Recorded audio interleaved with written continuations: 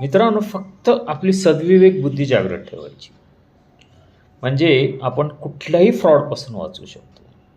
म्हणजे काय, कुठली पेपरला बातमी आली, कोणाचा फोन आला, कुठला मेसेज आला, पडताळणी करायची थोडक्यामध्ये. आणि सद्विवेक बुद्धीने हा विचार करायचा की हे शक्य आहे का.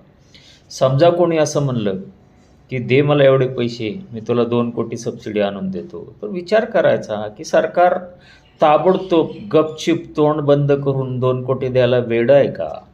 किंवा कोणी म्हणलं तुला की चल मी तुला वगैरे काहीतरी हे करून देतो आणि तू मला एवढं दे.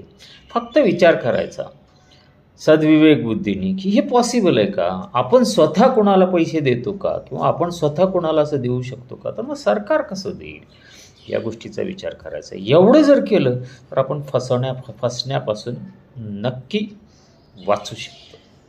एवढंच करणं आवश्यक आहे.